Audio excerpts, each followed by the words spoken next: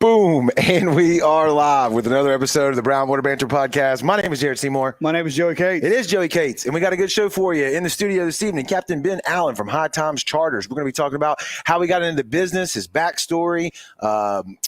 You did some stuff on the fisheries locally to here as well. So we got a lot to talk about today. But before we jump into that, we're going to thank the people that keep the lights on for us over here at the Brown Water Studios. Right out of the gate, you're probably familiar with who I'm about to say. Dr. Robbie Williams, right over there at Southern Magnolia Smiles. They are on Washington Avenue in Ocean Springs. You can look them up on the socials at Southern Magnolia Smiles on Facebook and Instagram. And when you're ready to book that appointment, man, 2024 is the year to smile more. Just give them a shout at 228-215-1202 and tell them that Brown Water sent you. Tyler over at Taylor & Cox Law Firm, man, he's got billboards popping up all over the Mississippi Gulf Coast with some cool sayings. If you catch a charge, Call Cox. Call Cox. That's right. They've been practicing law for over 30 years here on the Mississippi Gulf Coast, and they come highly recommended, man. They specialize in felonies, misdemeanors, DUI, family law, divorce, child custody, you name it. If you need someone to represent you in the legal realm, give them a shout at 228-696-0111, and we're glad to have them on board.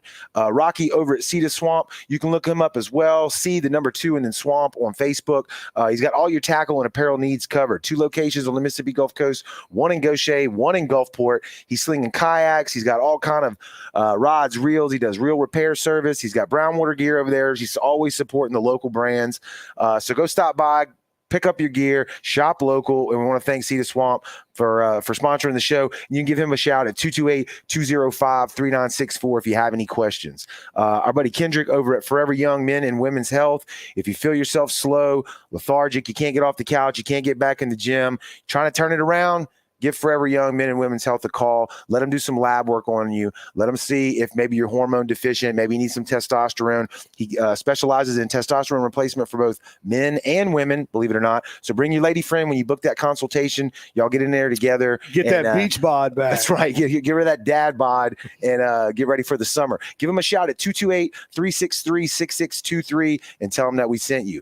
And we got Larry over at Dewey Do Bugs, man. Boiling Seafood right here in D'Iberville, across the street from Scarlet Pearl, again, in D'Iberville. Look them up on Facebook, Dewey Do Bugs. They hosted the Bay Rat Bash this year for us. He's got a great setup, man. He's slinging all kind of killer boiled seafood over there. Royal Reds, crabs, what else, Joey? Crawfish, you name it, man. Go check him out. We've been thoroughly impressed every time we've been there, and we want to thank him for being a part of the show as well. So I think I beat you again. Yep, new app sponsor on Modern Recall, CPR. CPR, first aid, AEDs, yep. Does all that stuff. So go check them out as well. Yep, they're on Facebook as well. They're the app sponsor, like Joey said. So download the Brown Water Banter app if you haven't done that, and you'll see their ad come up whenever you click on any of the on-demand stuff or the radio station that's inside of there that we do a terrible job of promoting. Yep. The radio station part of it. But you can listen to all of our podcasts and watch all of our videos right inside the app. So anyway, all right. So to the story here. How did you get started in the charter boat business? That's the first question we like to ask everybody when they come on the show. The backstory, man. That's what everybody wants to know about. Yep. Right. Well, I mean, that's a loaded question in a lot of ways. Honestly, the way I initially got started in the charter business had nothing to do with charter fishing at all. It was because I grew up with a dad and grandparents that had me on the water all the time, and I just developed a passion for that. Yeah. Now, I guess I was, 19, 20 years old and fishing all the time, every day. My dad had a little 18-foot Blazer Bay. Okay. And I was making just enough money to be able to put gas in it and go have a good time and, pay rent, whatnot. Well, then at some point, I get a little older and I was working full time at Ruth's Chris, had just started there. And I met a guy there and he's like, man, you fish all the time. Mm-hmm. I know somebody on my pool team that needs a deckhand. Have you ever thought about it? Like light went off. Here we go. Yeah, let's do it. Well, I was like, we'll try it. Sure. I don't know. My specific words to him were, I don't know if I want to turn my hobby into a job. I tell Joey that all the time when we talk about this. Because if you do, like, we like podcasting, we like fishing, we like going to the island. But if you do that every day, it becomes a job. Right. It becomes tedious, and you don't like it anymore. Right, exactly. And that was my biggest concern. But I said, you know what? I'll give it a try. So I go and meet this fella, and my first impression of him, he's definitely got that feeling of an old, salty sea captain. Yeah. A little bit grumpy, but more wisdom behind his eyes than you would ever think to give him credit for, right? Right. That's Captain Bill McDonnell with Dominator. I don't know if you've ever met Bill. He's really a riot. But so I ended up deckhanding with him, and it was just part-time fun. And I realized at that point how little I knew about fishing. Yeah. Right. When you're in the big leagues, right? When you're doing it for Right. clients, right? Like Right. paying customers. Right. I mean, I'd done a lot of fishing, but it was a lot of fishing myself and the style I wanted to do. I caught a Right. lot of fish. But when you start talking about fishing with people that don't have any idea a lot of time about what they're doing, and you have to develop tactics to suit them and to suit the different ways that you fish. I mean, it was clean slate. It's a learning curve, Yeah. Right. for sure, 100%. So I deckhanded with him for a couple of years on a 32 lures, and then he helped me get my license. And Did you go the old-fashioned way, the old sea school way, or did you Right. go online? right, no, so I went over to sea school at Bayou La Battery, Yeah. and I basically sequestered myself after looking over the rules of the road and doing all the studying. I was like, all right, if I go home, I'm not going to pass these tests. 100%. So you're in jail for 6 right, days. Yeah. exactly. But then So for people that don't know, though, you went and you obviously you just said you went. Is the class only a couple days and then you can just stay there and study or something? So How's that work? it's class during the day, and you can leave and go home, or you can stay and study, Right. and that's where all the magic happens. Okay. So when you get 8 other guys, girls, whoever it is, because I had 2 girls that went through with me, and you're just bouncing stuff off each other at the end of the day, Mhm. like 5:30, 6 o'clock. That's where the learning happens. That's where it happens. You know what I'm Okay. saying? 'Cause that's where you really absorb it. Yeah, I Right. took a note, but I fell asleep on this part.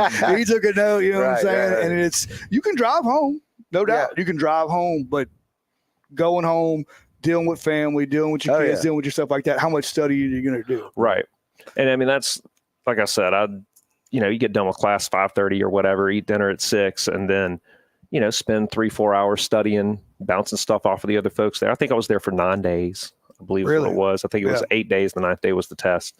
But I'm glad I did, because if I would have left, like I said, I don't know, an hour and a half back home, an hour and a half back, Yeah. trying to fit everything else in, I don't know if I would have passed it, but I did. And Yeah, it's tougher than people think. It is. all of a sudden I was a paper captain. So you know what I mean? Right. But I was really fortunate with Bill getting me started, and then he actually had a smaller Mako, and he said, "Hey, if I can find another deckhand, you can run this boat." Mhm. And I'm like, "Whoa, really?" Yeah, my own boat. Hold on. Whoa. Yeah. So I'm all excited. And actually, I had a good friend of mine. You're still deckhanding at this point too, right? Still deckhanding at this Yeah, point with him. okay. Yeah. And so, I had a good friend of mine who wanted to get into it. So I'm like, wait a second. Now, if I can find a replacement, this is great. Hooked him up with Bill. He started running with him. And then all of a sudden, I'm running his Mako, which it was like an old 76, 24 foot. Tank. It was a tank. Wasn't Yeah. much to look at. I Mhm. mean, I remember I scrubbed on it, but I was like, yeah, there's a lot of age on this, right? People would show up and I'd be like, look, No, look at the boat. I know Yeah. how it looks, but Right. this thing can kill fish as well as any other one. Right, You know right, what I mean? right. And it did. It killed a lot of fish for a couple of seasons. And it was awesome. And I remember my first trip, I was so nervous, like as a captain, because you don't have a deckhand or anything. Right. You run in your little boat. It's you. Everything stops at you. You got to re-rig a hook. You got to do anything. It's all you. Yep. And I went out there and I had 2 charter guests.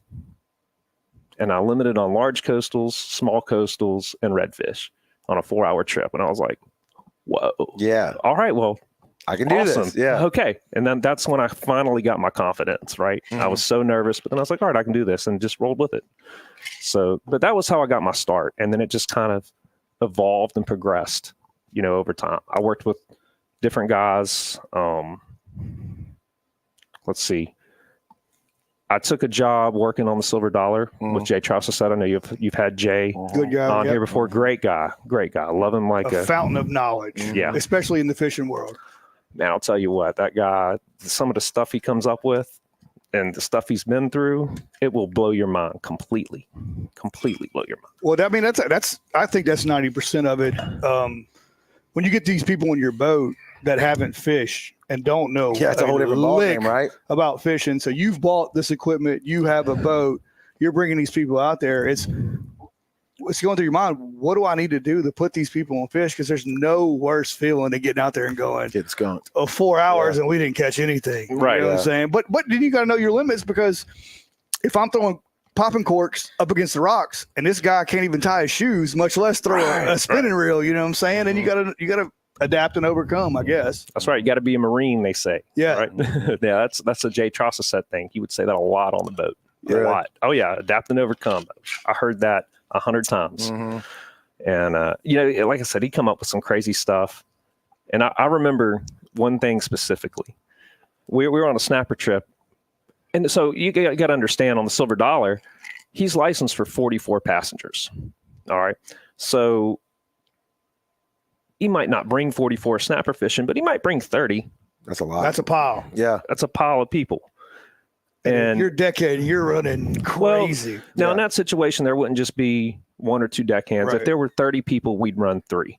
And basically we'd have 1 deckhand on one side, 1 deckhand on the other side, and 1 playing center, taking care of measuring fish, keeping bait cut, all that stuff, and the other 2 working the lines.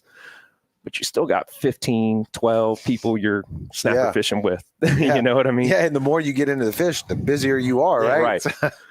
But so we're on one of those trips. We got 30 something people on the boat, and they're just not biting. And it's frustrating, it's, It's just the worst feeling in the world. So Jay calls me up there. And he's like, Ben, you know what we used to do back in the day when the fish wouldn't bite? I'm like, no, Jay, I don't. What you got? I He don't. said- Please tell me. he said, Please. I want you to go downstairs. He said, get that WD-40. Spray one of those baits with a WD-40 and see Oh, what here happens. we go. Here we go. I'm serious. Yeah, no, I know. I believe you. I'm serious. And so I'm like, all right, not making sense. I go do it. Guess what? That bait got bit. Really? So I did some research after, and Just gave away one of his secrets, one of his trade secrets. Yeah. well, no, it wasn't something that he regularly did. And I didn't go and spray every bait on the boat. Right. I wasn't going to walk around and do that. That didn't seem very smart, right? Yeah. But so one of the active ingredients in WD-40 is fish oil. Oh, okay. All right. I would have never known that. So, I mean, just imagine use pogie oil Yeah. for all sorts of Yeah. stuff. Yeah. Pogie milk, whatever. The same concept. They're just making your bait smelly. Yeah. I mean, you go get a gulp shrimp, it's soaked in a bunch of stuff. Yep. That's all it is. Yeah. So, Yeah. Probably And the petroleum old stuff, too. salts know that trick. Yeah. He taught it to you. You pass it down. Yeah. Right. well, now everybody knows it. Yeah. Now the internet knows it. That's right. You guys need some royalties from Right. WD-40 now. Tip your hat to him if it works. If it No works. doubt. So you cut your teeth with Jay, cut your teeth with a couple other people. Yeah. So I mean, I went from working with Jay. I worked with Kraken Sport Fishing with Kendall Sauls running his ZCB. You mentioned the ZCB. That boat. That's a fine boat. Oh man, you want to talk about a fine boat? Well, that was a 26, right? Yeah, it was the The 26. Freemason, not the Freemason. Yeah, I Is it think the it's what it was. Yeah. And that it was like greenish teal boat, and that boat was fine. It was fast. But I ran that boat for him for a season, and then I started working with Jerry McClure of Biloxi Blue Water. I was basically his first mate and his relief captain. He had to go out of town a lot with business, Yeah. and so I would run the boat when he was out of town, and deckhand with him. And then, for some reason, I decided to buy this boat. So. Here we are. So Captain Jerry, actually, when we went out and sunk that pogie boat, Mhm. he was the one that took us out there. He was our escort boat. So he's a good guy. Yep. I saw the footage from that, man. That was cool. That was very, very cool. We got on the barge, and his first thing is, I bet there's a Cobia underneath here. So we're sitting here trying to sink this pogie boat. And we're jigging Cobia off the front of it. So it was cool. It was cool stuff. So you got into the boat. Did you find the boat? Did the boat come to you? How'd you get into it? Okay, so I'd actually been looking for a boat for a couple of years anyway. Yeah. I guess, so I just turned 40 this year, right? And as you get older and when you figure out you want to do something, you kind of hit that point where they say you should get off the pot, right? Right. You got to make a decision. Yeah. And I'm not saying there's anything wrong with deckhanding. I love deckhanding. Yeah. And honestly, there's going to be a lot of that I miss, because you're in the action. It's a different thing when you're upstairs. But let's see. I forgot where I was at. Well, Why run you got your the own boat? show. Yeah. Yeah. Yeah, I mean, it's just completely different. I'm sorry. No, No, it you were happened. talking about how you got your boat, how the boat came to you, Yeah, how you yeah. got the boat. So I've been looking for a couple of years, and I actually surveyed a couple of vessels. One over in Jacksonville, surveyed another one over in Florida. Didn't come back good. So I kind of stepped away, walked away. Well, I don't know if y'all know Craig Gazay. Craig Gazay owned and operated High Times Charters out of Biloxi Okay. for many years. Yeah. I mean, like since the 80s, right? He's an old timer, very well respected, very well liked, legacy, all that stuff. He's one of the guys, along with, Jay Trossacek, Kenny Bohanovich, Bobby Williams, all these guys. The old sauce. Right. And he unfortunately had some health issues and had been thinking about selling. I talked to him and said, if you ever hit the point where you need to, you can always, come to me. And that's basically what ended up happening at the end of last season. He said he was going to retire, and, he offered to sell me the boat and the business and everything, and we worked it out. So Really? I was very, very fortunate to be offered that opportunity. Especially when you talk about something that, Craig built this business up from the beginning. And that boat was like his second home, right? He Probably spent as much time there as he did at his home. right. Yeah. Right. And then to turn his baby over to somebody. Got to be the right person. Right. I'm very grateful. And, I was very fortunate to be blessed with that opportunity. What, for people that don't know, can you explain the boat to us, size, dimension, like what we got going on? So it's a 38-foot Henrique Sportfish. So they're East Coast boats, old battle tanks, right? They're heavy. Yeah. It's not the fastest boat in the world. Not going to break any speed records. Right. But it is a very comfortable boat. There's That it right there? there's upper seating on the bridge deck. There's a, full salon, full private head, air conditioned cabin, all that stuff. A lot of deck space for fishing. It's a great boat. It really is. Is that it right there? Did I get the right That's photo? it. That's Yeah, right off your that's it, Facebook right there. page. Yeah. Yeah. That's it. Yeah. Actually, Jonathan from Charter Trash took that picture when we were coming in from Yeah. the trip. Yeah. Yep. Okay. Yep. You know that guy? Yeah. Yeah, I know that guy a little bit. You know that guy a little bit? Yeah. Yeah, I know. him a Was little that bit. always the vision? Was the sport fisherman always? Yeah, because that what seems you like a lot to bite off, right? For your first. So it is in the sense that you have to be a lot of different things, right? And there's a lot of things that I'm not. I'm great with people. I'm a great fisherman. Whatever else. Things I've been told.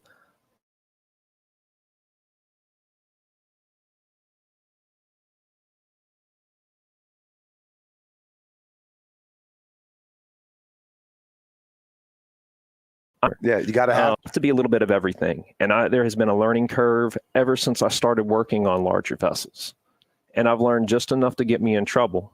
But I'm also very blessed that I know a lot of guys who know more than me. There you go. And I would tell anyone that is involved in this industry, the most important thing, and I preach this to other guys in the charter fleet in different situations, the most important thing that you can have in this fleet is respect and a network. Mm-hmm. The only way that you get that respect is by showing it to everyone. Right. And then you create this network of people. So to me, I'm sorry, I didn't mean to cut you off. No, go ahead. I was going to say to me, that's life. Right. Right. Like whether you're talking about Yeah. charter fishing or just being a human, if you're shitty, life's going to be a lot harder Right. for you. If you're a Right. nice guy and you give back and you respect people, whatever you're doing is going to be Yeah, better. especially on the water. Especially, Right. I mean, Yeah. I don't fish as much as I should. So when I book a trip, I gotta count on somebody. Yeah, Hey, yeah, man, I'm not trying to get your spot, but what do we do? Right. What's the Yeah, fish yeah, doing? You know what I'm saying? And I hear y'all on the radio, especially the big boats that are out there. Hey, just ran over past, blah, blah, blah. Hey, I got Yeah. this. There's a pile of bait right here, blah, blah, blah. Mhm. That way everybody eats. And Right. when everybody eats, everybody's happy. You know what I'm Right. saying? Well, and what a lot of people don't realize is that we're all actually working together. Rather it be talking about fixing stuff, having a lot to chew with this boat.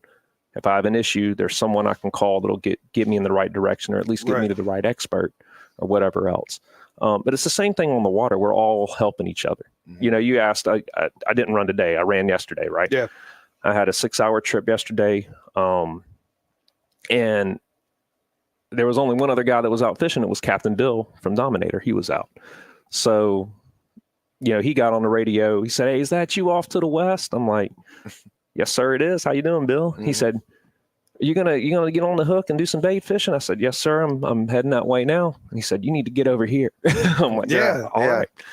We don't have a huge charter fleet here. If you go over to like Destin, right, or hell, Venice now. There's over 100 boats in Venice now, absolutely. Right? We got a small charter fleet, Orange Beach, whatever. And we all know each other. Our kids play ball together, or my kids play ball with their grandkids, right.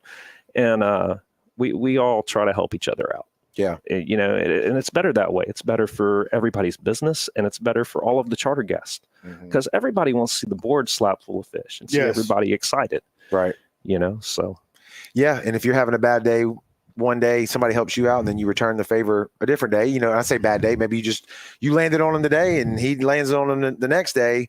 Yep. It helps everybody out. It helps the guests, helps build the market, the clientele, which leads me to like my next question. We ask a lot of, charter captains, this is like what your clientele wise. Now you're probably a little unique in the fact that you bought a business that already existed. So maybe you had the books or the clientele. Yeah. Did he open the books out to baked in there? So you would think so. It's been a little bit different because Gus was battling some health issues for a few years. Okay. So his business, he wasn't able to invest as much time into it over the last couple of seasons. Okay. So he kind of pulled back a little bit. Right. Yeah. He pulled back a good bit. Right. And honestly, I know for sure that, everybody calls him Gus, right? His name's Craig, but everybody calls him Gus. And, I know Gus, if he didn't have to, he wouldn't have pulled back. Right. Oh, yeah. Hey, life gets us so, all at some point, right? In different ways. But so there hasn't been a lot of repeat business yet. I'm sure some of that will come down the line. That's not what I would have expected, but that's some cool perspective on that. What do you see as far as the people that you book, the market that you're working in? Is it, we hear it's a lot of out of town people more than local. Oh, no, for sure. So I'd say probably, and this is over the time I've charter fished, like in general for every business. From deckhand to over the last 15 years, I would say about 3/4 of it's out of town folks, a quarter or 80-20, something like that. But mostly out of town folks, and it's what I call the tennis shoe crowd, right? So if I sit here and I say, "Hey, Jared, Joey, like, if there's any fish you could go catch in the Gulf of Mexico, what would you want it to be?" Any fish? Any fish. Let's say, just real quick. Let's pose that question. Any fish. What would it be? Cobia, because they taste amazing. Okay, tuna. Right. I'm a food-based fisherman. Okay. Cobia, triple tail. These are challenging fish to catch. Tasty, a lot of fun. Look, so my fish is definitely cobia. I love, and it's not even about eating them for me. I just love chasing them. The game. I love the game. Right. It's a little bit more like hunting, don't you think, than it is fishing? It's just a blend at least. Right. But now, with that said, your average charter guest that comes on a boat, they don't know. They don't know what a triple tail is. They don't know what a cobia is. They know two types of fish, right?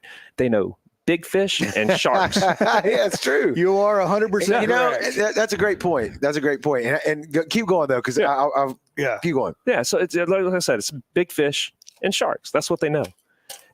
We have people that are coming down here from Minnesota, from Arkansas, from all over the place, and come and enjoy the beach for a week with the family, and fishing's a secondary thing, and they want to have a memory. Right. They've never seen a shark in person, and they got Johnny, who's 9 years old, and that's a core memory for him by the time he's done. Yeah. And we look past it because we can't stand them. Right. It's like, gosh dang, another shark. But we actually made a video. We did. We went out and we're trout fishing in the middle of the day, 11:30, like we're going to catch trout. No. Right. So we turned it around and brought the two kids we had on the boat and let them catch 3-foot blacktips all day. Yeah. And they exploded. Right. Yeah. I don't know. We could have caught enough speckled trout for them to have had much fun as they did catching those, sharks. Yeah. But what I was going to say was you made that point. Two things. One, first is, we started with some friends of ours, but now it's just Joey and I. The Sheepshead Showdown. What are we on now? Year started 19? 5. 18, this will be 19? the 5th one. Okay. And, Sheepshead has made a like it's like so super popular now in over the especially last for the charter 10 guys, years, right? 10 years, especially. Yeah. Now, I mean, you say 5 years to the Sheepshead Showdown. I'd say that you really started to see the uptick over the last decade. Yeah. And that's because people realized they weren't trash fish. Correct. All of a sudden. Correct. And to me, it was a hilarious. secret that was kept by a lot of the old timers for a long time. really? Go throw them back. Yeah. You know? If I was on the boat with my grandpa or on the pier with my grandpa and we caught a sheephead, you know where it went? In a crab trap. Correct. 100% in a crab trap. And they're so plentiful. You know, nobody targeted them. And you know, we joke, and we didn't make this up, but like they're a bay snapper. You know, and then all of a sudden, like a light switch went off, and now everybody's like, you know what? These fish fight really hard. There's a lot of them. And if you know how to cook them, they taste good. They're delicious. Oh, yeah, delicious. They're fantastic. So that took off, as a species to be targeted. But then you talk about the sharks, just like Joey said, anytime you go out there to try to fish, whether it's cobia or trout or whatever, if the sharks show up, it ruins the day for somebody that's targeting a species, right? Is there any way we can just get you charter guys to just target sharks and just kill as many of those as you can? Well, it's not even necessarily about killing them. I do a lot of trips where people don't even right. I know you let them go, but some are going to die in the process. So when I go out on a trip, unless it's something, I mean, every once in a while you do have somebody that wants to go target something specific, right? Mm-hmm. But like I said, most people, it's a tennis shoe crowd. They just want to go have a good time, have an experience. So we're going to go out there and we're going to show them a good time and go after the best chance to give them to have a full experience catching a lot of fish. Right. Whether that's going to be sharks or cobia or red snapper or redfish, whatever else, I know this holds true for me, and I'm born and raised here. Like if I'm on the boat and we're fishing, having a good time, and the captain's cutting up and jokes are being made, and then just say something like you see some dolphin or you see the big manta rays. Oh yeah, like that seals makes the day. For, absolutely. For me, I'm sure there are certain people who's like we got to put fish in the boat, and it's always better when you do. But those are the things that people remember as well. Oh yeah. So I mean, when you see, every once in a while out there at the islands, you see, I'm not talking about the cow nose rays. We see those little cow nose rays all the time during the summer. But every once in a while you'll see actual manta rays, big ones. I was actually telling my son Caden last night talking about the leatherbacks. I don't know if y'all have ever seen a leatherback turtle. Mm-hmm. I don't know. I've seen them. They're gigantic. They're huge. I was telling him, I'm like, Caden, you don't understand. They're like the size of Volkswagen Beetles. Yes. I haven't seen that. On 2 occasions, in all the years I've been out the islands, I've seen leatherbacks. Mm-hmm. Once was just one day, and the other occasion, it was the same turtle. He was there over between Horn and Ship Island near Squash Channel for several days, 4 or 5 days in a row. Saw that turtle. And that's stuff like that you're talking about. I remember stuff like that more than I do the fishing. So when I was stepping outside of charter fishing a second to this point, go ahead. I used to go down to Venice, Louisiana a good bit when I didn't have as much responsibility. Yep. Life will do that to you. Right. Yeah, it does that. And I went down there with a group of friends. We were staying at a lodge, fished offshore 2-3 days, pulled the boats down there. And we're running out. We were on an old 261 Mako, an 89 hull tank of a boat, smashing. Right. And we're running out, and there's this group of pilot whales. It's a big pod. I'm not talking a small pod, like 150 of them or so, a bunch of them. It was like Blue Planet type stuff. Right. You know what I mean? And I grabbed my dive mask. I'm like, come on. And they, the boat owner's name's Tim Lee, great guy. And he's like, you going to jump in? I'm like, if you'll let me, yeah. Mm-hmm. And he ran up, got forward on him as close as he could. And I went over with the dive mask, and I was able to swim down with them. And I could touch one here and touch one here. I was there maybe 20 seconds. And then I came up and they sounded. Mm-hmm. That was amazing. Well, a lot of people don't realize there are whales in the Gulf of Mexico. Right. A lot of people don't understand that. And I have video one that we got real close to. You got to go pretty far out though from here. Yeah. We were about 90 miles and we saw it just south of the ramp. Just east of the Rampal. Thought it was a log. All of a sudden it started moving. Right. Whale, there it is. And everybody's like, there are no whales in the Gulf of Mexico. There's a bunch of whales. Yeah, there's not. They definitely live not close to where we're at. Correct. If they're close to where we're at, there's something wrong with them. Right. Yeah. Right. Call MMS or something. Yeah. Yeah. It's a majestic beast. Yeah. Right. It's beautiful. And when you bring up the point of it's the experience, there's a lot of people who've never seen land. I mean, never seen land from the sea. Never Right. seen dolphins. Never seen Right. Stuff we take for islands. granted. Never seen a rig. Never seen a rig at night. Never seen the Right. stars at night. All that stuff we've seen, and we take it for granted. Absolutely. We take so much for granted. And that is something that I try to remind myself of constantly. It helps having children. Yeah. I'm blessed to have not just, my biological son, but some stepchildren that are from Washington State. And I don't mean to say that in any bad As way. a disclaimer, Is that No, those, I'm saying they're- is that those responsibilities you were talking about Right, earlier? they're definitely responsibilities. But I'm saying they're my kids. Right. But with them being from Washington State, when they moved here, they had a whole different They perspective. didn't grow up on it. Yeah. Yeah. right? So everything was new, and that's a great reminder. Yeah. And I try to remind myself every time I'm going on a trip how special that is. Mm-hmm. Because when I was younger, I went on charter trips. As a young adult, I went on charter trips, Mm-hmm. and I was just as excited as these folks were stepping foot on my boat. Yeah. And yeah, I may have seen dolphins a million times, but every time I'm going to be like, y'all check this out, Oh, yeah. No doubt. and the enthusiasm is infectious, Mm-hmm.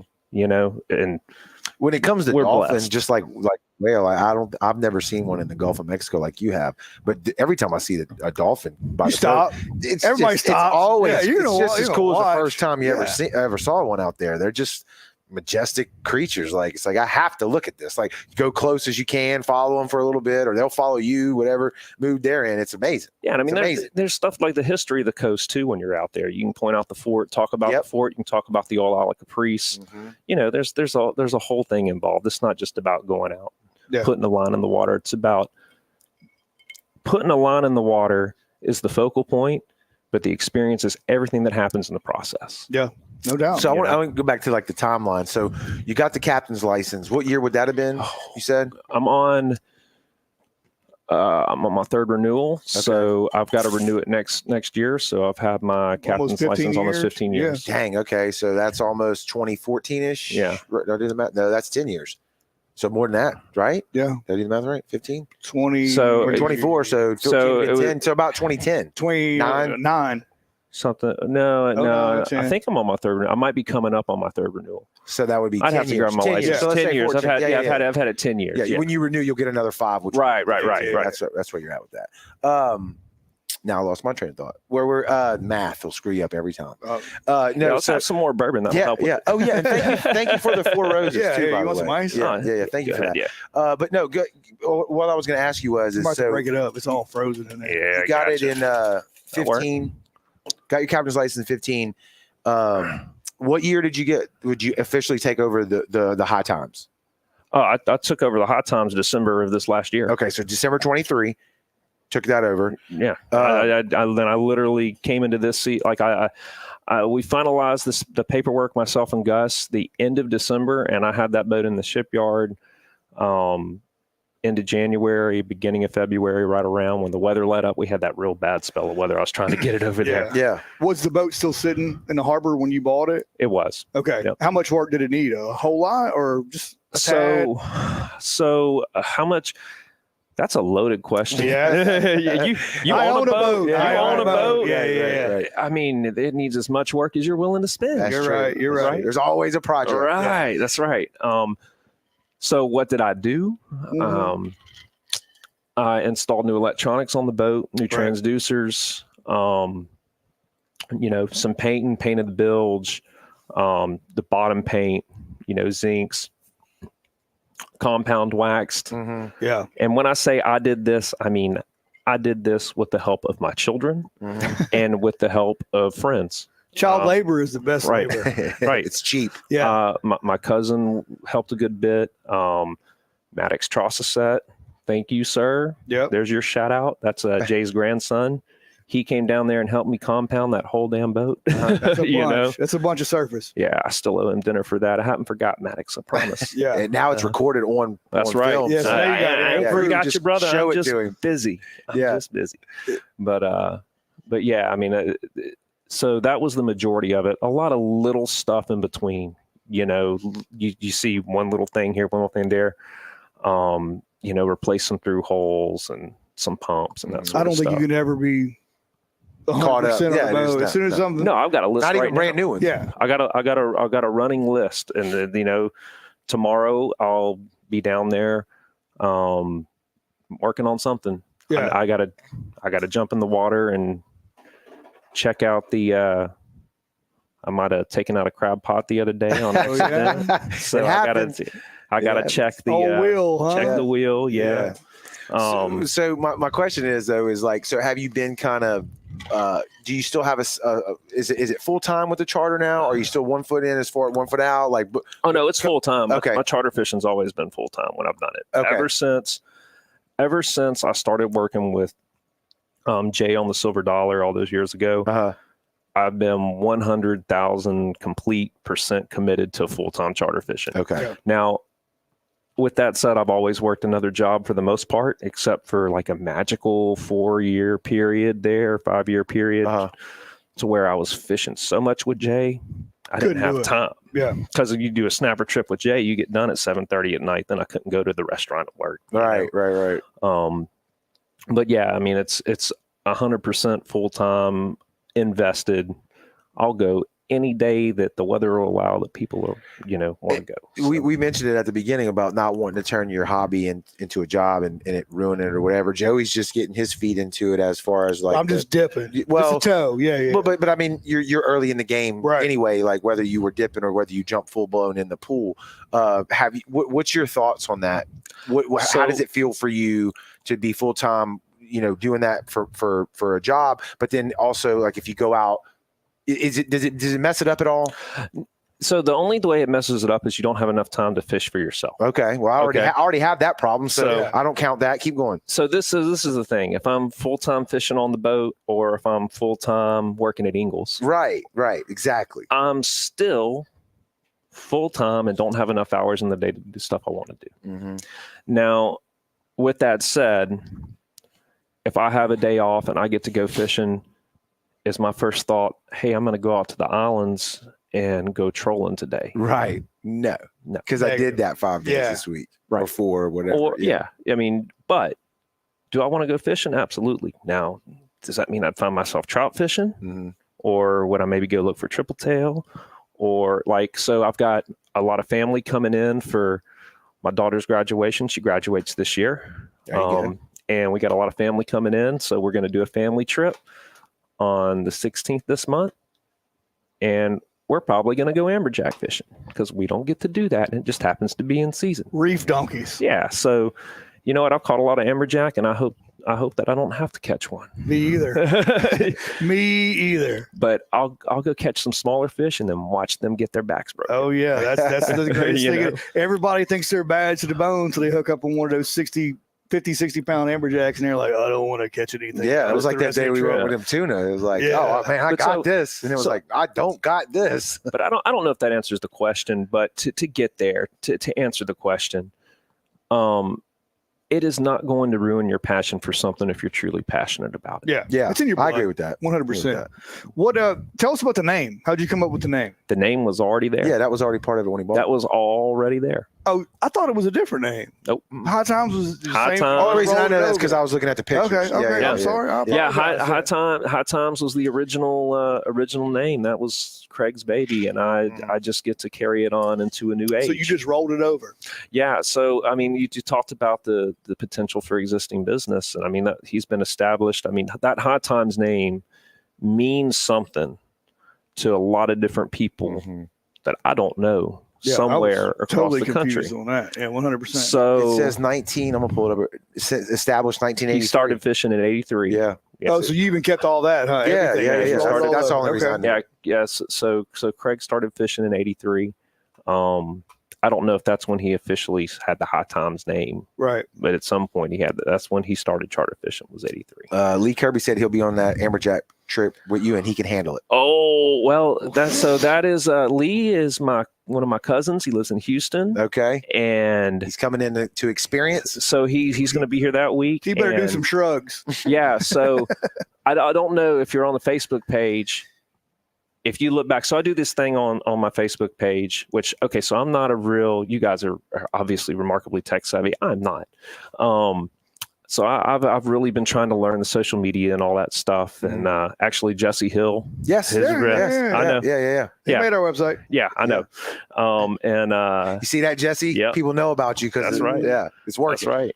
Yeah, that was one of his selling points when I talked to him. I was like, "Oh, you did theirs? Dang! All right, yeah, you're in."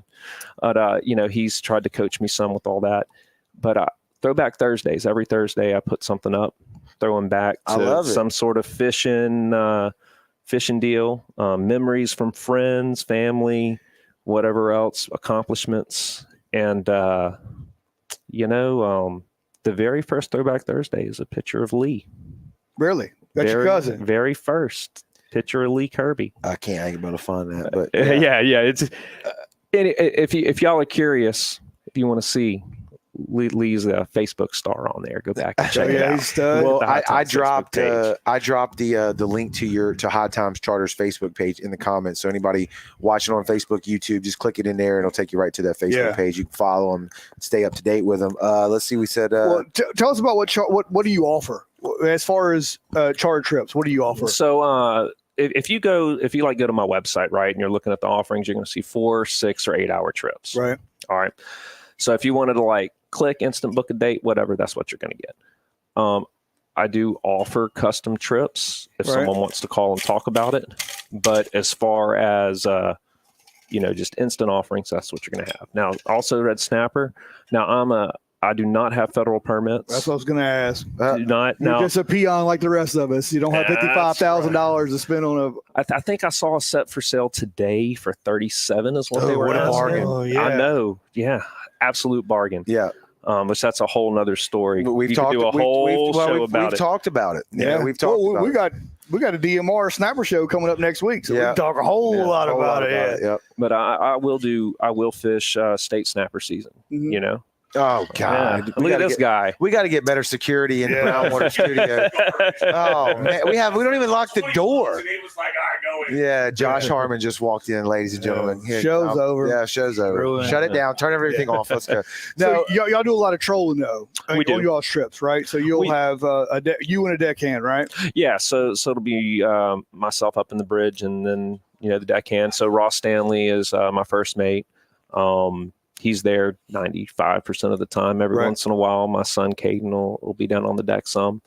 But a lot of trolling during the summers. Redfish, king mackerel, jack crevalle, Spanish mackerel. Yeah, every once in a while we catch a cobia trolling. Mm-hmm. Big black tips, stuff like that. Yeah, all the island stuff. So, but then when snapper season heats up, y'all are jumping on FH2, FH1, wherever I can fish within the state boundaries until I can afford a $40,000 set of permits. Yeah. That's always tough. We mentioned at the beginning of the show, though. You said you did work with some of the fisheries. I don't remember specifically. So, what you said. Let's go into that. For a second. So the fishery stuff. So I'm sure y'all know Clarence Seymour. You probably know Sebo. And Jay, obviously you know him. You may know his son Dustin. They were involved heavily with some of the snapper regulation stuff. Mm-hmm. So they were hooked up with Ocean Conservancy, going up to Washington D.C. If you remember Amendment 40, that was when they basically took the recreational quota and said, okay, there's recreational quota and there's charter quota. Right. So it's not just commercial and recreational now. Now we're going to subdivide it. Mm-hmm. And that was like the time frame all that was happening. So I was recommended somehow.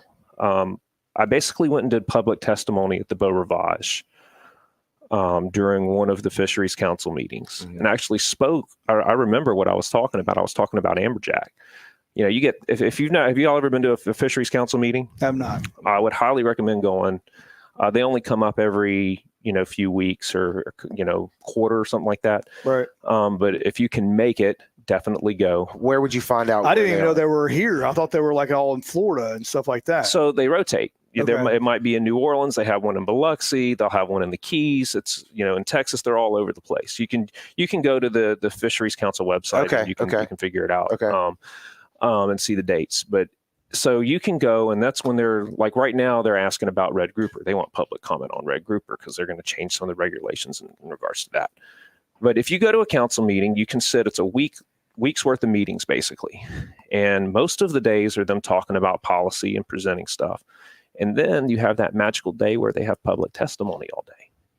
So if you have something that you feel is valuable to say, you get 3 minutes and you can hit the podium and that's it. Spill it. So I had 3 minutes and I went up there and I spoke on amberjack. And this is back when we had long seasons. Then they started talking about doing the split season. Well, the problem was you've got guys over in Florida that need these fish a certain time of the year to sustain their businesses because that's the only big fish that they can really sell. Then you've got guys over in Texas that need them another time of the year. Now, for us, it's not as big of a deal, right? We don't do a lot of amberjack trips because we got to run so far to do it. Yeah. It takes a special angler that wants to go out on a trip that long, whereas most of our tennis shoe crowd, right? They want to go out fishing and be back for dinner. So, but I got up there and said, look, I understand you got to appease everybody, but the most important thing is the fishery, right? It's the health of it. And if you're talking about declining stocks and seeing the size and numbers of these fish in decline, and you have to make a decision between, are we going to fish them in the spring? Are we going to fish them in the fall or split it or what? They're breeding during the spring.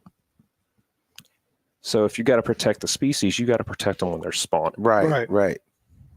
Because then everybody knows where to go hammer them and they're getting the breeders. Yeah. Right. So, you know, Kind of the same battle as cobia right now. You know what I'm saying? You're well, I mean, there's obviously been a lot of changes to the cobia regulations. right. You know, they've gone up on the size limit and Per boat, everything per fish. everything's per boat. Now, Mississippi State, though, is still per angler. And everybody's going to have their feeling about this, but I'll go on the record saying myself, I feel like that Mississippi should fall in line with the federal regulations on cobia And go per boat. and go to 2 per vessel. Right. I feel like they should. And that is because I'm more concerned about the longevity Correct. of the fishery because I have children and I want their children to be able to see these fish and go down to the scales and see a 90-pound fish weight. Yeah. Why do you think there's a $25,000 bounty on an 80-pound fish this coming week? Right. Because it's been a while. Yeah. Been a long time. But Yeah. I got a report. I'm not going to say anything, but I got a report. Said there was an 80-pound caught last week. I ain't going to say anything, but I think you just did. I think you but I ain't just gonna tell said you who it's going. Yeah, I ain't gonna say who caught it. I ain't gonna say who caught it. So something. I'm going to tell you the same thing I tell Chance Seymour. And I'm not saying this to knock him. Chance, you know I love you, and you are a phenomenal fisherman. There's a reason I call you Wonder Boy, and it's not to give you a hard time. It's because you are a great fisherman. But with no pictures, there ain't no proof. You're right. There you go. You're right. There you go. You're right. There And you go. fishermen are the best. Yeah, at Lion. Yeah, At no doubt. I Lion. do it all the time. How Oh, you yeah. catch off 20? Yeah. Going back to what you were talking about though about regulations, cobia changing. Yeah. Oh, yeah. Sorry. No. I was going to ask you something. So, or I guess just make a comment on it. When we first started doing this, you know, it's been a few years now. I'll give credit to Speckled Truth because one of the first conversations we had at the second studio, the old studio though, over on Howard, they talked about their Speckled Truth, another podcast. Yeah. Their platform. They all grew up kind of same age as us, where you know, especially once social media hit, the way to brag was the meat haul and the picture of the bow of your boat covered in as many fish as you could catch, and size is great, but kill everything. And they made a comment, and I think this was like 2019 when we were talking to them about how they changed their minds, and then we're trying to change their platform, using their platform to change their listeners' minds to, we don't need to do that. Let's take a picture of the big pretty fish that you catch, speckled trout, obviously for them, whatever the fish is, and unless you're going to eat it, or take only what you need, right, and then release the rest, and get that one photo versus the whole deck of your boat, the meat haul photo. That's right. And changing the mindset of the fisherman, whether he's not the commercial guys, but it means a lot. That's what I'm trying to get back to what you were saying. So there's a guy that I met through the fisheries management stuff when I was in DC. So we were talking about the fisheries management stuff. After I did give that public testimony, I was approached by some guys and I was invited to go up to DC. Okay. I ended up going up there, I think 2 occasions to DC and once to New Orleans for something. It was sponsored by Ocean Conservancy, and we went and talked with members of the House, members of the Senate about fisheries regulations. It was really an eye-opening experience, and in a lot of ways really frustrating to understand how deep the politics run in federal fisheries. Well, the ball can never get rolling. The ball has to start. Oh, no. The ball gets rolling, and then it gets kicked back. Correct. And then it gets kicked across, and then back again. Red tape. Yeah. One step forward, 2 steps back. Right. Yeah. It's completely all over the place. But I lost track again. No. DC. You went to DC twice. Yeah. Well, I was going somewhere else with it. What I was saying though is like changing the perspective of the meat hall. Yeah. Right. That, yeah. to So protect, the guy that I met, I'm sorry. Yeah. You got me there. I got you. That's what I'm here really for. Great Yeah, that's what we're here for. Yeah. This is why I told my wife, I said, hey, baby, my wife's here. Yeah. And Hey, when she's you making get sure I don't lost, mess we up just too much. drag you That's back into the That's right. We conversation. told you it was barroom talk. That's right. That's right. It's the I told her, same I said, I got to be careful how much I drink because I'm going to lose track. And That's okay. We'll drag you back. We'll drag you back. yeah, it's candid. Yeah. So I met a gentleman Reel through him the back in. fisheries management stuff, and I've never forgot his business model and how effective he was, not just in giving his testimony and his knowledge, but because of what he does and how he markets his business. Guy's name's Troy Frady. He operates out of Alabama. Really, really great guy. Operates catch and release. He markets catch and release on his whole charter. his charters. I don't think there's anything wrong with that. I don't think so at all. Do you know specifically though? Like, say if I went on that charter, could I keep? Is it strictly catch and No, release? or I like could say, if hey, you look, want to I want- if you come across something, you want to keep something for dinner, a little something. right, Yeah, but Okay. you're not going to go right, meat haul on with his him. boat. I love it. It's and that's a mindset, and this is coming from someone who is guilty. Oh, when we he all was are. Yeah, younger. we all are, dude. We all Right. are. I've got pictures of my truck bed slapped full of sheep's head. That was the only way that you could prove that you knew what you were doing, Yeah. or that you were a real fisherman. Well, that was the mindset. and before I was charter fishing, I was hook and line commercial fishing. Oh, Right. Jesus. Yeah. So Y'all are really meat hauls. I was hook and line commercial fishing, selling sheep's head for 90 cents a pound. just right. destroying them. As many as you can It get. took- and that's something that I am not proud of. Well, yeah, Well, I now- mean, but yeah, I get it. You were That's young. called I'm growth. not That's proud of it. called growth, though. You know? Yeah. Right? But I mean, a lot of people, that's what they want. Yeah, I'm going to throw 8 bags of fish in my freezer, and you know how many times that gets They eaten? pull 1 or 2 out, and the rest gets thrown The rest away. gets it freezer burns. It gets thrown away. I don't think people realize, because I even know myself sometimes, like when we clean fish, you don't realize how much meat comes off of one, I know. whatever, one cobia, one snapper. It's a lot. So I push the same thing that Mike does, and I'm sure y'all do too. Is the catch and cook. Right down the road. yeah. Hey man, we're gonna catch 20 or 25 white trout. Bring them right down the road. Fry them up. Eat them right there. There's a handful of places that'll do it. Yeah. And McElroy's does it. Yeah, McElroy's does it. The filling station will hook them up. I mean, there's several places that'll do that. You talk about them not being proud of it. Like times evolved, because all the old salts that we mentioned earlier in the podcast. I mean, when they first started this in the 70s, when did Jay and them start? They were way back then. So Jay started. I mean, I can tell you this because I've heard this story about 100. Kenny, yeah. times. When did they? So Kenny and told us on Jay the started show, I should around the know. same year. About 72. That's what I thought. 72 is That's when what I Jay thought. started, and Jay fished with his daddy Mhm. prior to that, which Jay's dad, by the way, is also getting inducted into the Hall of Fame. Awesome. At the Fisheries Museum Hall of Fame Yeah, deal. He just told me that on the phone today. that's killer. But yeah, so Jay worked with his daddy before, but started in 72. But there's one thing that I really want to drive home right now that hopefully you guys, if you don't already understand it, and the listeners will. When you see all of these black and white photos, all these old time fish hauls, Right. people strung up 40, 50 cobia, that's not even close to how many they catch in a day. Right. Did Kenny Bohanovich tell you how many he caught in a day? Well, we know. saw the picture. Yeah, we saw the photos. Yeah. Yeah. But different times. Different right. times. Yes. That's the point My- I was going to make. The point is that everybody needs to understand that there are more people on the water than there ever were, and technology has come so much further than it ever did. They would go out when they would go out and do overnight trips in the 70s, they wouldn't see another boat. Yeah.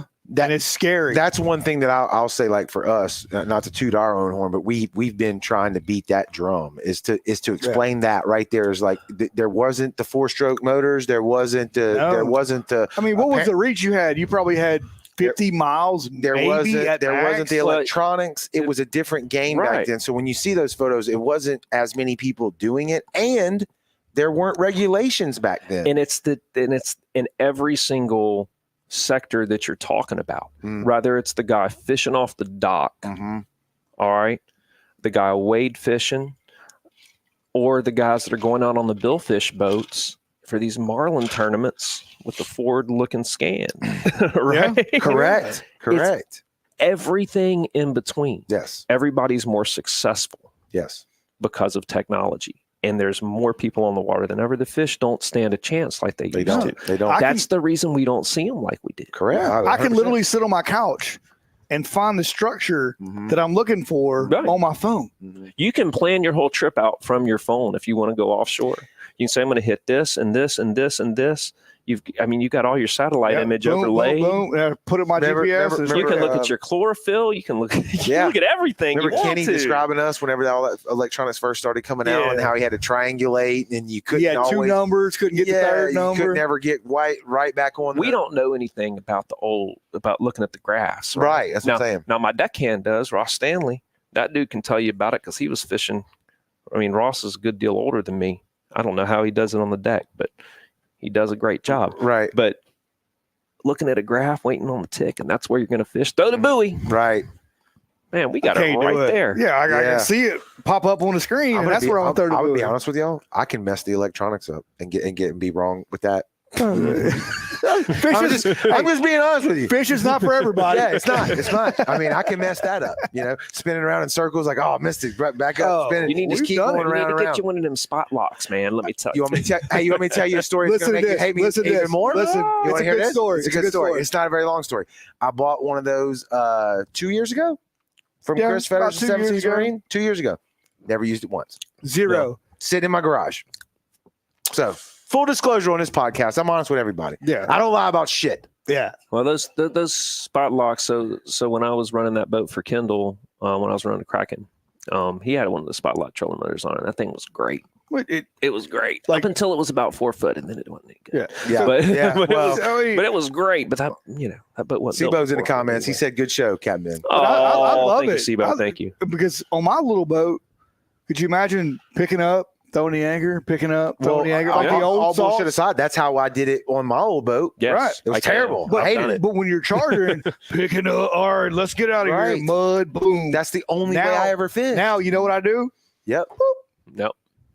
That's it. That's all I do. That's and right. we're done. That's right. Yeah. So when I was running that boat for Bill, he certainly did not have spot lock. And Correct. Yeah, we didn't. You were the spotlight. That's Hey, right. Spot that damn anchor and lock it up over here. I drove it into the mud. Yeah, And then and wash it off too before you That's put it right. up. You were very careful about where you chose to anchor. You wanted to make sure you were successful. Yeah. Where's the wind? How much line? How deep is it? That's Yeah, right. It's not fun. So you got 4, 6, 8 hour trips. 4, 6, and 8 hour trips. I will also do snapper trips starting May 24th until the state closes the season. If anybody's interested in doing anything custom, you can give me a call. We can talk about it and see what you're thinking. And if it's not something that is suited for me, I guarantee you I know somebody Pass somebody that else. does. So I talked to a guy who wanted to go tuna fishing yesterday, and I made a recommendation to someone else. There you Yeah. go. Because I told him I can go do it, but you're going to have more fun going with somebody else. Right, Because it's right. going It's to going to take a little while. It's to going get to take out me there. 7 hours to get there. Yeah. you know. Yeah. So your boat and your clean table, all your spots in the Smallcraft Harbor, correct? Smallcraft Harbor slip B5. Yeah. Nice and easy. It's down on Charter Boat Row. You're going to pass a lot of great fishermen on the way down to me, and there's some more great fishermen on down past me. But if you want to see the best of what Biloxi has to offer outside of a handful of other guys that are at Point Cadet, it's right there over at the Biloxi Smallcraft 100%. Harbor. I love it, dude. Are you doing anything? Are you fish booking? Are you doing any of that? So Yeah, stuff? how they get you? What's Yeah, the best yeah. way to book? Yeah, yeah. So, the best way to book. look, I'm old school. I like talking to people. Yeah. Feel free to call. Yeah. But I mean, the easiest way for people to book that they seem to have enjoyed doing over the last decade is just go straight to the website and book. You can go straight to the website and book if you want. Shout that website out. It's www.hightimescharters.com. All right, I'm gonna drop that down there too, and I'm sure they can get you on the Facebook page, right? They can message me on Facebook. They can call direct. I mean, it's easy peasy. Yeah. What's the plans for the future of High Times Charters? Well, the plans for the future is to keep the boat running and, keep making memories for folks, man. I mean, this is something that I chose to do a long time ago. I realized at some point it was something I was great at and something that I wanted to pursue. And I don't know how I ended up here. Yeah. But I am, and I'm very gracious. And,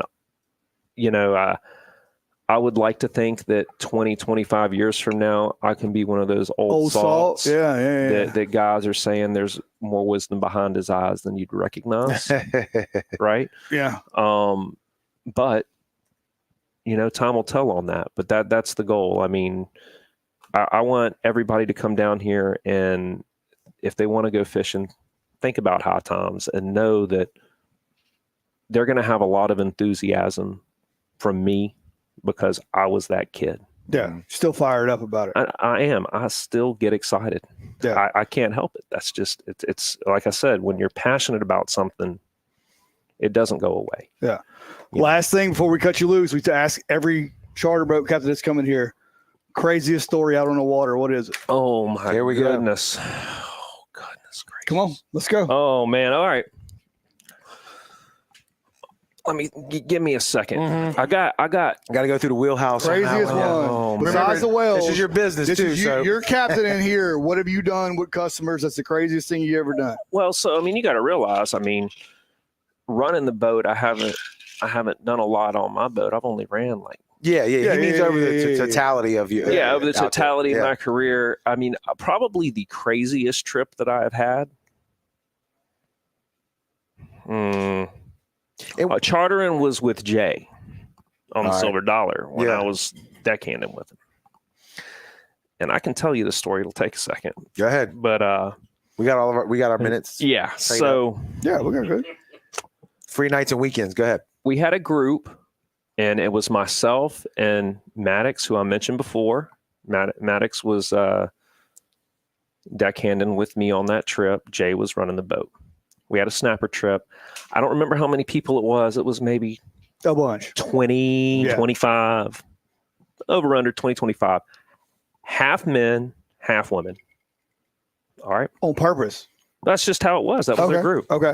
Half men, half All women. right. All right. A lot of times, when you get big groups, there'll be company stuff or whatever on his boat. Sometimes I'd say 3/4 of the groups are mostly men, but every once in a while you get a lot of women, which Jay loved. Yeah. So, but anyway, so half men, half women, and they all show up, and they had clearly been partaking Mm-hmm. before they showed up. Now we're leaving at like 6:30 in the morning, and Pre-game. they're already Yeah. pregame. Pre-game. Yeah. They might have rolled straight out of the bar or the club and went straight to the dock. Right. They all had personalized rhinestone goblets. There you go. I know what that means. Keep going. All right. Keep going. Yeah. Rocking and rolling. Yeah. So anyway, we get out there, we go fishing. We actually had a really good day fishing, fish-wise. Fish bit really well. We had the coolers slap full of snapper, but we're coming in and it blows up. And I'm sure you've both been out there when it blows up. I'm not saying like it starts blowing 20 knots. I'm saying the sky turns dark and 20 minutes later it's blowing 45. Yeah. And it's freezing cold. Yeah. And it The doesn't perfect matter. storm. It does not matter if you're on a 52-foot catamaran with a 20-foot beam or A cold barge. It doesn't matter. It doesn't matter. It's rough. Yeah. All right, now you got to remember these people that started pre-gaming before they showed up to the boat at Oh, here we 6:30. go. By this point, it's Oh. 1 o'clock. Yeah, a lot of rocking and rolling. And if you've ever seen the Silver Dollar, you go up each side of the hole. There's a bench seat on the front, and there were a bunch of them sitting on the bench seat. Worst spot on the whole entire. Jay's vessel. like, Ben, you got to get these people from the bow. You got to get them to the back. Yeah. I mean, there's like a dozen people up there. We're trying to get to the back. They're dropping glasses everywhere, whatever Oh, else. You Lord. can imagine. Yeah. The scene. chaos. Yeah. So we get that situated. Then we come to find out the bathroom's not working because somebody had put feminine products down the toilet. Yeah, because that makes sense on a boat. Yeah. Right. So that, and then to boot, so he had his coolers on platforms on the back. One of the coolers broke off with the fish, and Maddox decided he was going to jump over the side of the boat onto the platform and try to save the cooler. Is Maddox a deckhand? Maddox is a deckhand, Maddox and is he's his Dave's son. grandson. now. Okay. Yeah, okay. Maddox is grandson, like yeah. 16 or 17 years old Yeah. at the time. And it's blowing like this. Yeah. And I'm going to assume he didn't have a life jacket and he didn't grab a rope as he went over. He had nothing. Yeah. And look, piss and vinegar. I am laid back with most things. Not that. I yelled at Man him. overboard. But yeah. hey, he saved the cooler, so everything was okay, right? He saved the cooler. Well, I mean, I'm like, Maddox, I don't give a damn about the cooler. now, he looks at you and he's like, "That's why no one will remember you." Yeah. That's right. That's right. He does the old Troy. Yeah. He's That's like why Brad no one will Pitt. remember your Yeah. name.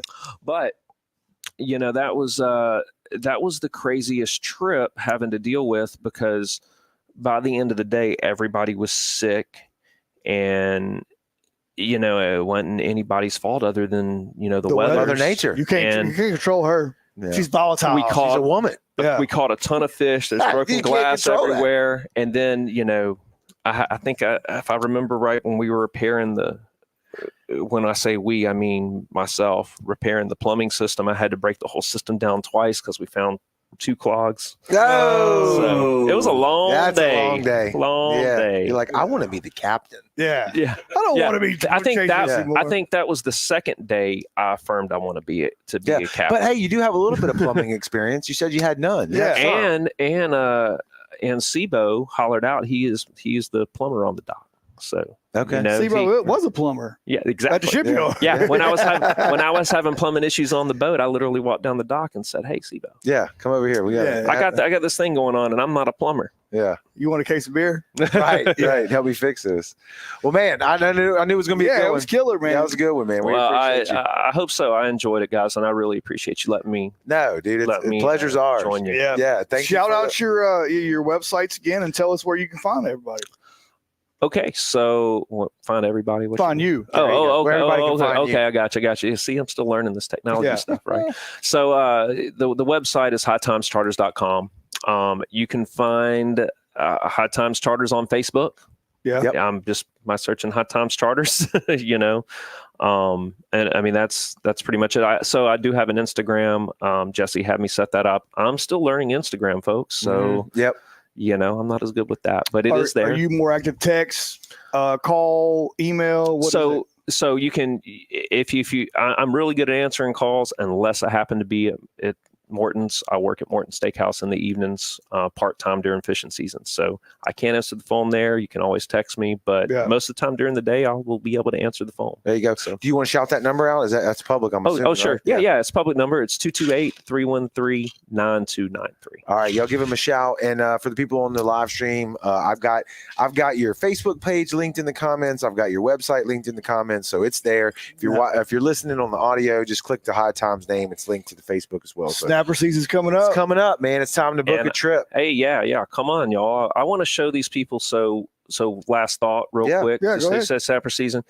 There's a lot of blowback about state season, federal season. And I mean, I will get federal permits at some point after I can afford it. But Take a loan out. I promise you, well, I took one out for the boat. As most people do. Right. As most people do. But I promise you can catch snapper in state season. Oh yeah. I promise you There's can no do doubt. it because I have done it. I mean, I caught some great fish when I was running Kendall's boat, and that was a lot smaller than this one. Yeah. You know, you can catch fish in state waters. You just have to be dedicated to catching fish. You know, if you want to do something out there and you have the knowledge and the skills, you can make it happen. Oh, no doubt. There's no excuses, you know. So that's one of the things about charter fishing. The hardest thing is there's no excuses. No matter excuses. the conditions, you find a way to produce. It's your job. Do your job. There you Right. go. Right. Well, hey, we appreciate your time. Thanks for stopping in, talking with us this evening. It was awesome. Thanks everybody for watching on the live, the replays, the audio. And if you haven't downloaded the app, go do it now. It's free on the Apple Play Store. We gave it Apple, to you for free. the App Store and Google Play. Brownwater Banter app. Stay connected with everything that we're doing. We got a lot of cool things coming up.